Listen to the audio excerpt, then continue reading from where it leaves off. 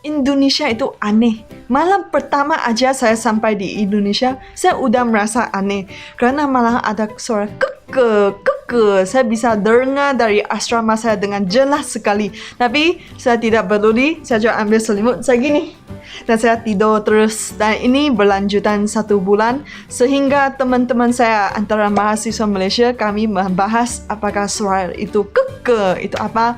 Ternyata itu gecko, itu cicak ya. Dan sebagai seorang Malaysia itu kalau dibilang cicak ya, saya kirain cicak yang imut-imut yang kecil itu. Tapi kemarin ada orang Indonesia kasih tahu itu gecko itu bisa dibakar terus dimakan. Dan saya bingung, apa sih yang kecil itu bisa dibakar makan? Ada juga, tetapi ternyata gecko di Indonesia itu segede gini. Waduh, saya kurang tahu. Itu gecko-nya segede ini. Saya pernah lihat lagi panjat-panjat di atas warung, dan saya lagi makan. Saya takut banget, takut jatuh, terus jatuh ke dalam piring saya pasti jerit. Indonesia itu aneh. Itu ada jasa laundry-nya, terus jasa laundry-nya itu murah banget. Itu bisa sampai 5,000, sekitar 1,5 ringgit untuk sekilo. Bahkan kalau mak express itu cuma 12,000, itu murah meriah. Itu bikin saya bikin saya seneng loh mau pakai baju, ganti baju setiap hari, kerana bukan saya yang cuci, bukan saya yang setrika. Kalau di Malaysia saya harus cuci sendiri, setrika sendiri. Wah, itu makan waktu banyak. Tapi di Indonesia saya bisa fokus ke akademik, gak usah pusing itu laundry. Kalau dibayarin, ada pula yang siap antar lagi, itu enak banget. Kadang-kadang kalau kamu anterin laundry ya, kamu bisa dapat baju baru, kamu juga bisa hilangin baju juga. Nah, kadang-kadang itu laundry ketukeran gitu. Jadi sepanjang tahun ni saya udah kumpulin itu baju yang saya dapat ya, dan saya kembali untuk laundry yang saya dapat darinya. Speaking of pekerja, ngomong tentang pekerja, Indonesia itu aneh lagi. Kemarin saya sempat makan di Olive Chicken ya. Terus saya lihat tanda hanya karyawan dibenarkan masuk.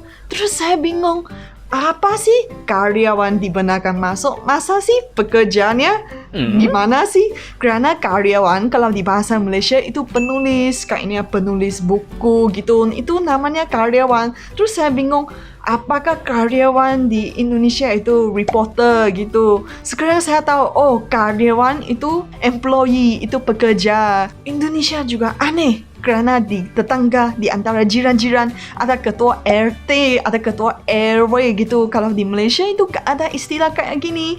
Saya gak tahu sih kalau di Malaysia gak ada ketua gang, ketua lorong gitu. Tetapi di Indonesia punya, kemarin saya sempat pindah ke kos baru. Terus saya diminta oleh bapa kos untuk lapor ke ketua RT gitu. Kerana apa? Kerana saya orang asing.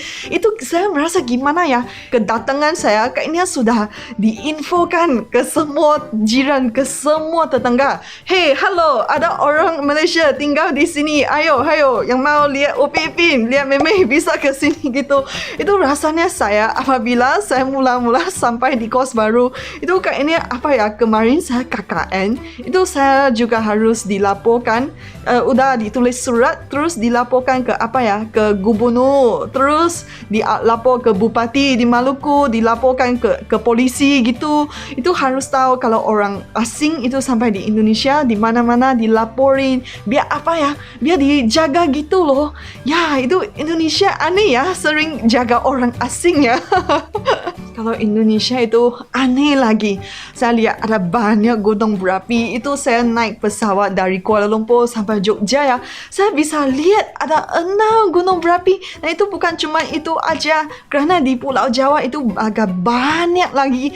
Cuman saya merasa bukit gunung berapi ada di mana-mana.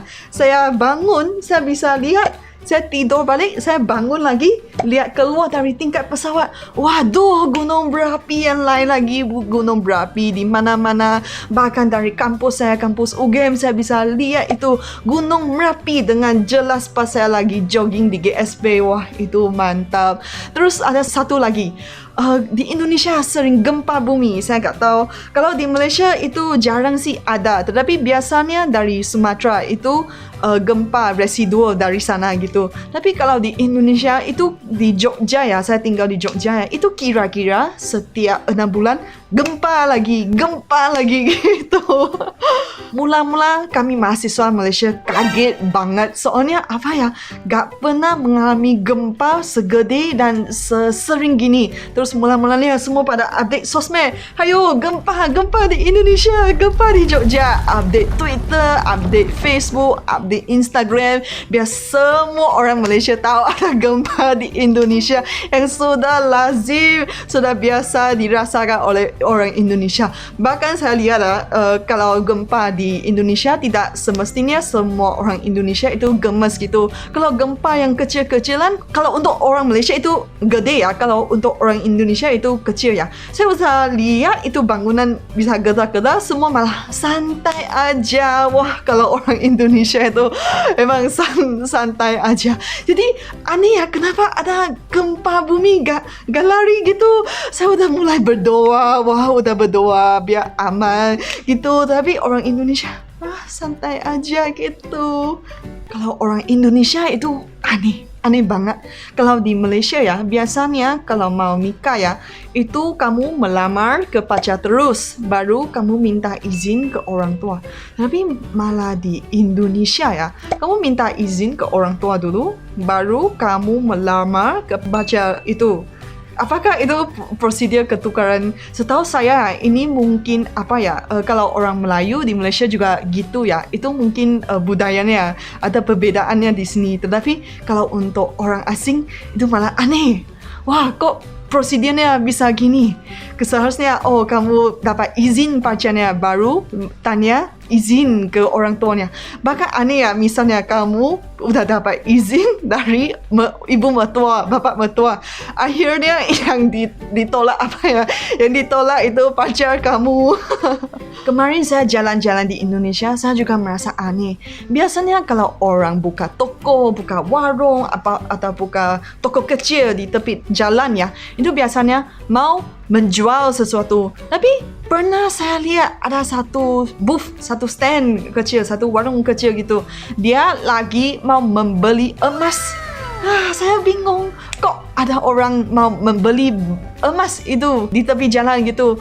Nah, kemarin saya juga lihat itu toko emas. Itu ada banyak orang antrian gitu di luar toko emas. Terus ada teman-teman Malaysia tanya saya kenapa begitu gitu. Kerana kan orang Indonesia ya, mereka suka investasi dalam emas, dalam perak gitu. Jadi saya merasa aneh sih. Saya gak pernah lihat ada orang pengen beli emas di tepi jalan di Malaysia. Itu gak pernah. Cara makannya orang Indonesia itu sangat aneh. Kalau orang Malaysia, kami ada cili, kami taruh dalam wok, kami masak bersama santan, kari atau gimana.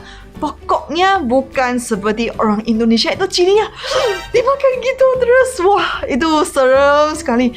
Mula-mula saya lihat, saya pikir wah, itu orang Indonesia itu sangat bisa makan pedas. Kalau menurut saya keseluruhannya, itu orang Indonesia itu lebih banyak makan pedas berbanding Malaysia. Kalau Malaysia pedasnya ada manis, tapi kalau di Indonesia itu pedasnya murni pedas sekali. Wah, itu gila sekali.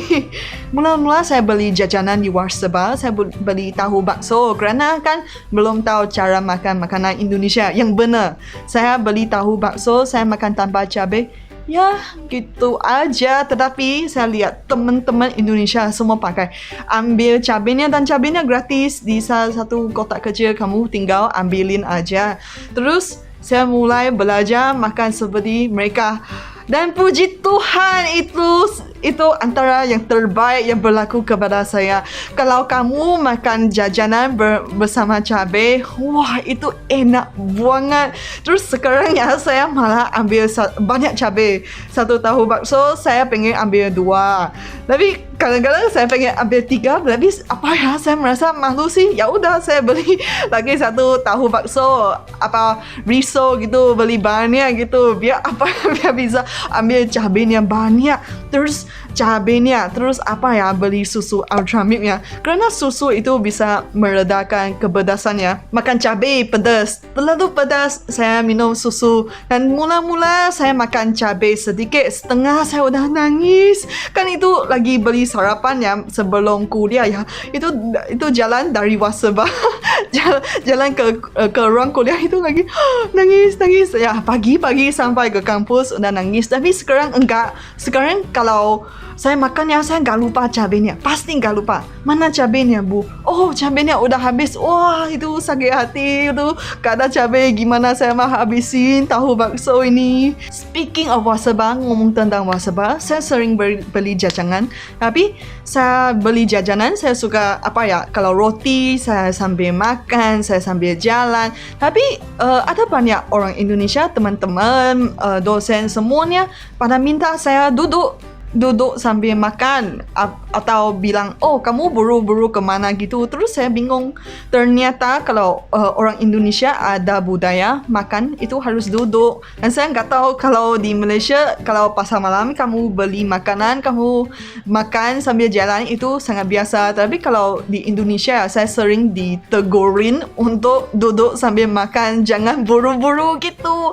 Wah, itu saya merasa aneh sih. Setiap kali saya makan roti pasti ada yang minta saya duduk gitu. Indonesia itu aneh. Kemarin saya makan nasi, terus teman saya langsung ambil kerupuk, langsung dikasih ke nasi saya. I mean, what the hell? Kenapa makan kerupuk bersama nasi? Itu apakah kombinasinya benar gitu kan? Kerupuk itu biasanya makan kerupuk dicelupin sos tomat. Kalau itu orang orang timuran di Semenanjung Malaysia makan gitu, kerupuk leko, kerupuk gitu. Tapi orang Indonesia malah makan kerupuk bersama nasi. Oh no. Jadi mula-mula saya kaget sih. Jadi saya cuma habisin nasi, baru saya makan kerupuk. Tapi teman-teman Indonesia semua pada makan kerupuk bersama nasi. Kemarin KKN ya, itu semua teman-teman saya setim itu makan begitu. Dan saya satu-satunya orang gak mau kerupuknya. Dan saya bisa merasa didiskriminasi ya. Karena saya lagi makan, saya bisa lihat ada banyak mata lihat ke saya. Apakah ini alien gitu? Kenapa gak makan kerupuk? Kan kerupuk itu enak. Guys, saya makan kerupuk, cuman gak makan bersama nasi. No, kerupuk itu snack. Itu bukan meal, bukan salah satu lauk gitu. Kalau orang Indonesia malah makan seperti itu lauk ya. Itu aneh ya. Tapi itu kerupuk Indonesia itu enak loh. Nah, bahas itu semua. Sekarang saya mau membahas tisu Indonesia. Kalau tisu di Malaysia ya, nah, iki tisu kecil Premier. Nah, terus kamu taruh ke dalam dompet kamu taruh ke dalam kas kecil kamu. Tisu kecil. Tapi orang Indonesia malah tisunya gede. Sebenarnya tak tunjuk.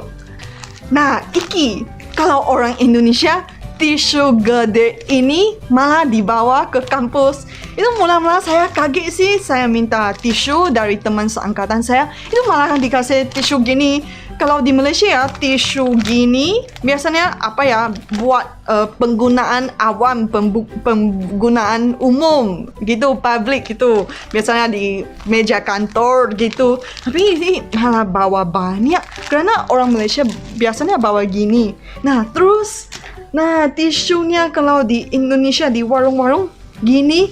Tapi caranya taruhnya kayak gini. Nah, begini.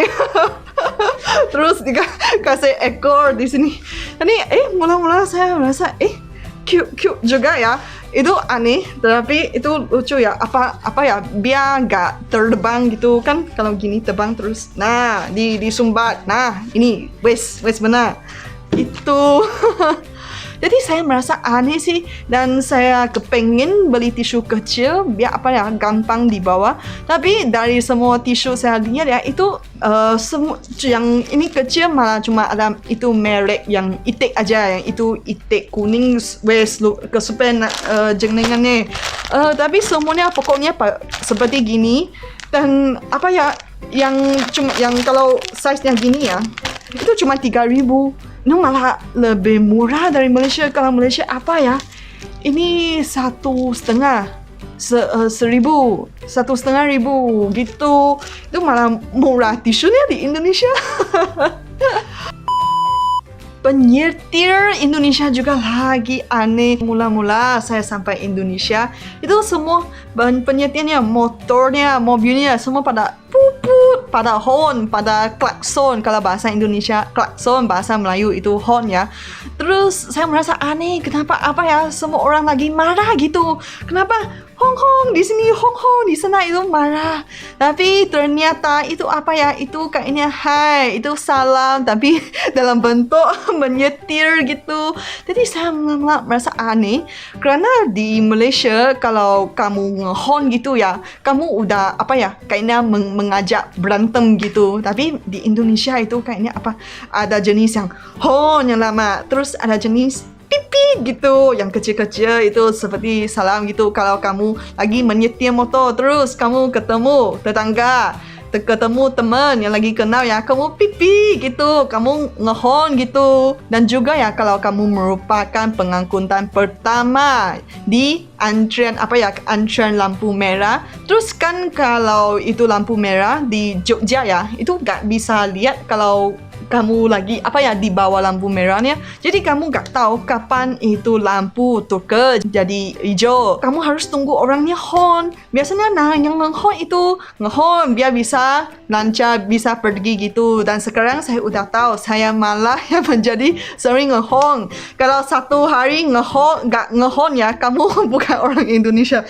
Kamu pasti menunaikan tanggung jawab kamu untuk melancarkan transportasi di jalan. Hewan Indonesia aneh, laundry Indonesia aneh, makanan Indonesia aneh. Sekarang malah orang Indonesia yang aneh.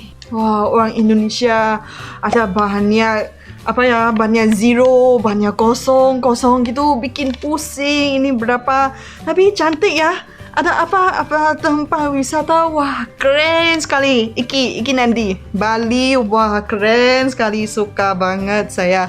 Nah, kenapa orang Indonesia lagi aneh sih? Karena kemarin saya lagi apa ya, pengen dapat uang recehan itu susah sekali ya. Kalau untuk uang kertas 50,000 ya itu biasanya dapat, tapi saya jarang dapat apa ya, uang 1,000 gitu. Itu biasanya dalam bentuk koin, itu jarang dalam bentuk kertas gitu. Jadi kemarin saya sempat tanya ke itu tukang parkir, itu bisa apa ya, titip kumpul uang 1,000 tapi dalam bentuk kertas apa ya, biar nanti saya bayar itu apa ya, gak ambil koin gitu kan, kelamaan gitu. Kalau ada Gojek itu malah enak ya, GoPay langsung scan, siap bayar, saya pergi dulu gitu.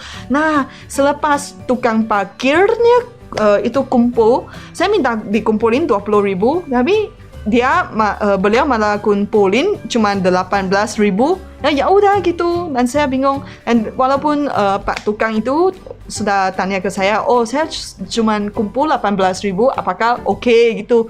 Terus saya bingung, kenapa itu kumpulin uang recehnya itu sepertinya harus dibayar gitu. Nah, ternyata kalau uang receh ya di Indonesia itu susah dapat untuk 1,000 ya.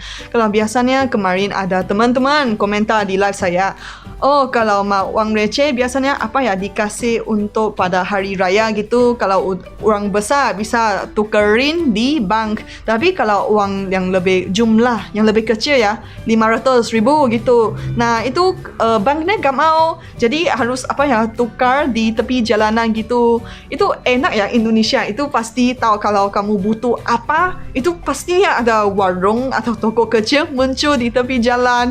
Wah, jadi Indonesia aneh lagi.